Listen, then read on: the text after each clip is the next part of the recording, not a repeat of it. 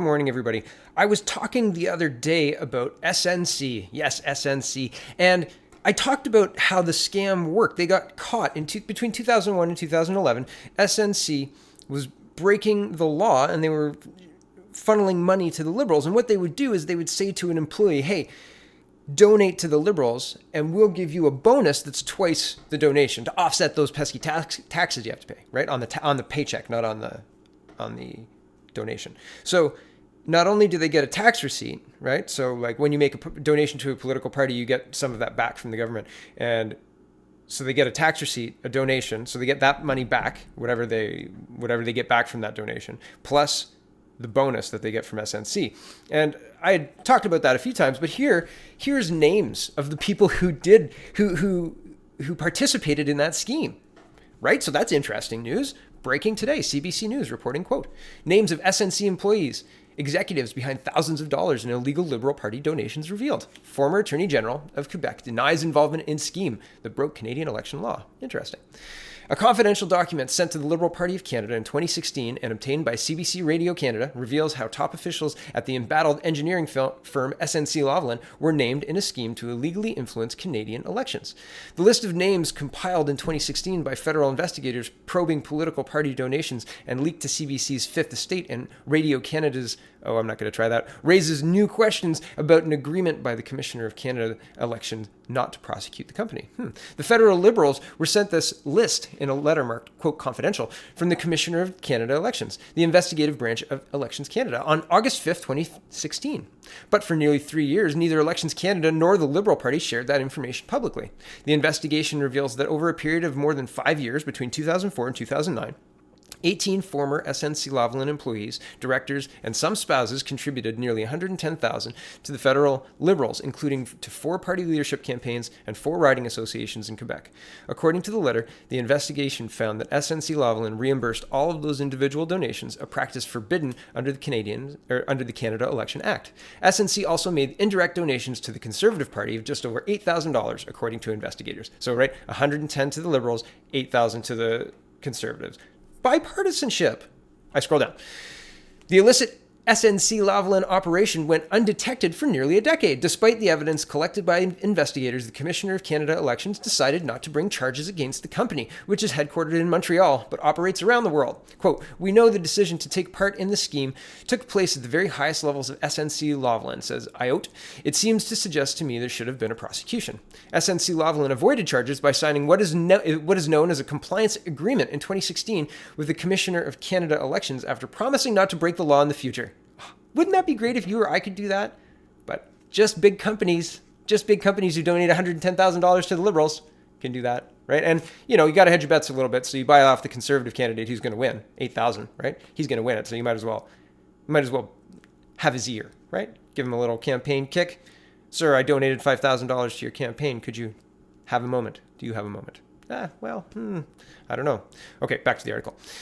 This was not the case for the Conservative Peterborough MP, Dean Del Mastro, who was charged by the commissioner over $21,000 in spending violations in the 2008 federal election, and was represented by AOT, sorry if I've got that wrong, at the 2014 trial. Quote, you would think that the more serious, more deliberate, more long-term, more sophisticated scheme involving more money and more candidates and more elections would be prosecuted, said AOT.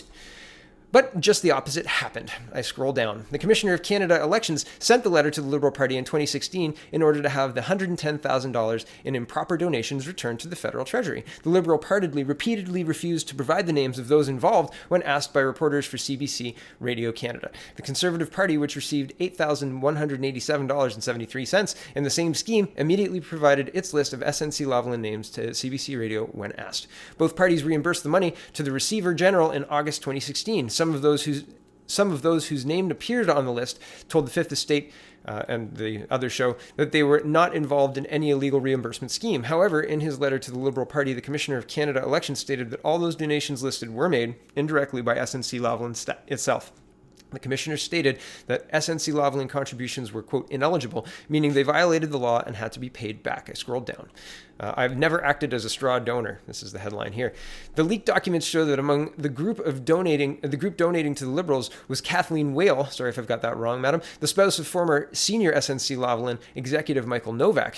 Wheel is a former Quebec Justice Minister and Attorney General and a sitting member of the Quebec National Assembly. The list shows that on June 30th, 2004, 4 years before she was first elected to the Quebec National Assembly, Wheel made a $5,000 donation to the federal Liberals that the Commissioner of Canada elections found was reimbursed by SNC Lavalin. The letter states Wheel made the contribution on the same day that 9 other SNC Lavalin executives or their spouses made similar donations. In a phone call with CBC Radio Canada, Wheel denied any knowledge of the scheme.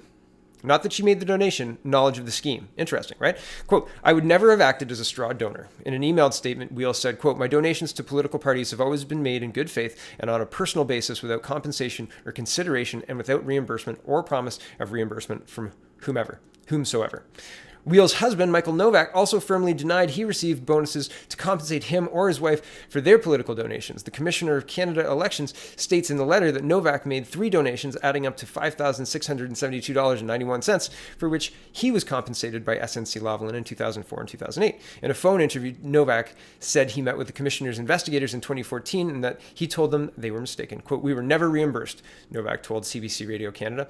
Novak said he received numerous bonuses from SNC Lavalin throughout the years, but as far as he knew, none were linked to his political donations. If investigators found evidence of SNC Lavalin repayments in the form of bonuses, quote, it would have been done without my knowledge, he said. Sorry about that. Novak said the SNC Lavalin actively encouraged company officials to make donations and even collected checks to deliver to the Liberal Party. Novak insisted there was, quote, nothing untoward about making donations like this, and that he was unaware there was anything illegal. There was an illegal reimbursement scheme going on. Most of the senior executives on the list contacted by CBC Radio Canada declined to be interviewed. Quote, this headline is, we were given a bonus. But 2 non-executive SNC employees who agreed to speak with the Fifth Estate and the other show about the scheme said they were definitely told their political donations would be reimbursed in the form of bonuses from SNC Lavalin. One of those was Jean Lefebvre, and I've got that awfully wrong, so sorry about that, sir, who worked for the firm as an engineer. Contacted at his home in St. Bruno, Quebec, Lefebvre said that he was specifically asked to donate to the Liberal Party. Quote, we were given a bonus that was double the amount donated, he said. He explained that the size of the bonus was intended to compensate him for the taxes he would have to pay on the bonus.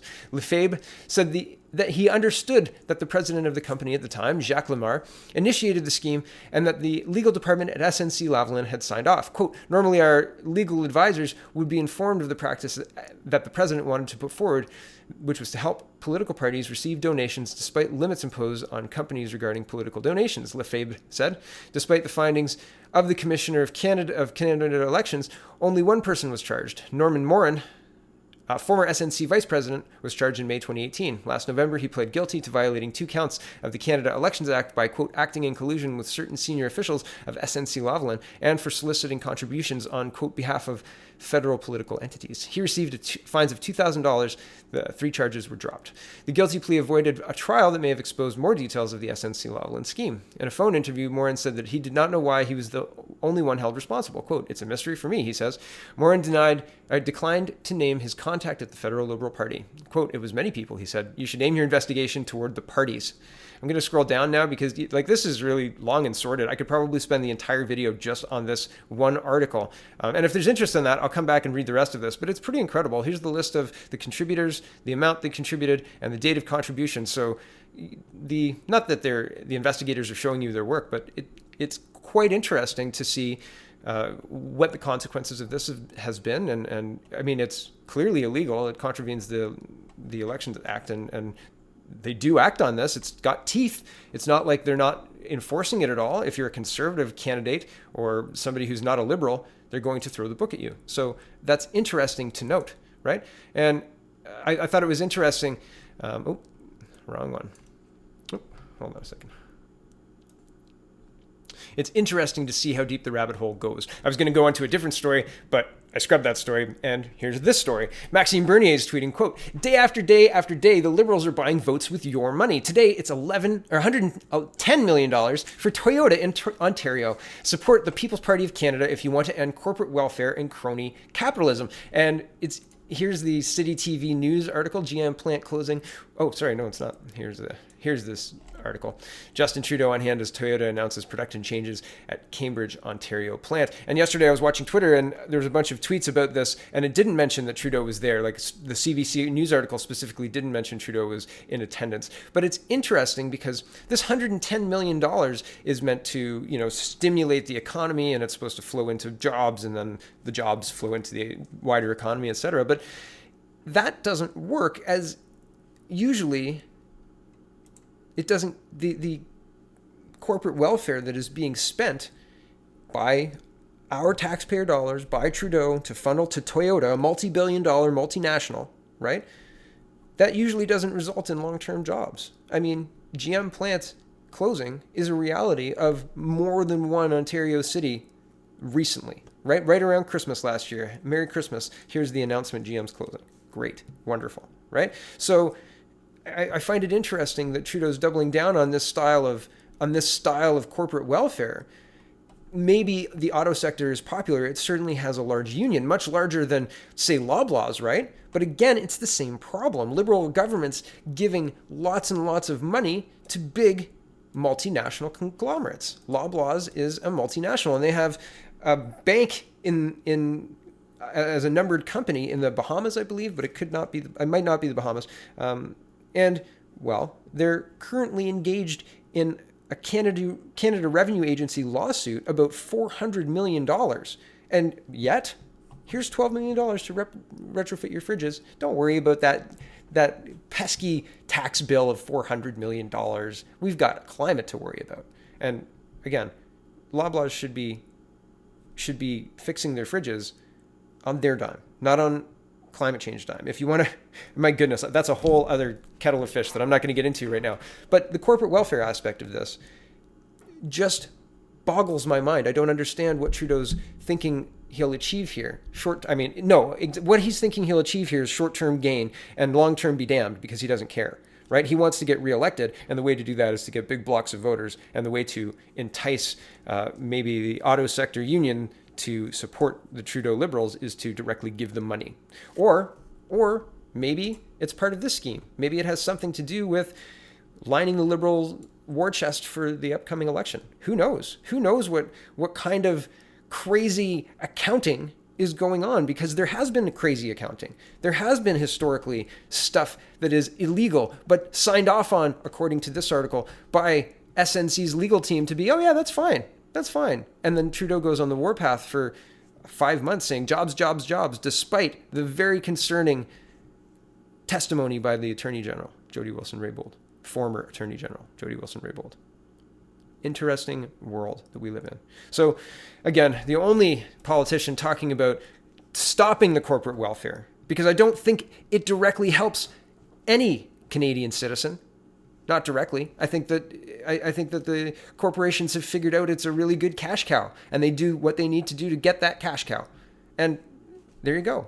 That's how our system works. It's frustrating to watch it because, it's got a lot of momentum. Stopping something that's moving this fast with this many people supporting it, that's really hard. So taking it on is Maxime Bernier. Thanks for watching, everybody. Check out the People's Party of Canada.ca, and thanks for watching. Have a wonderful day.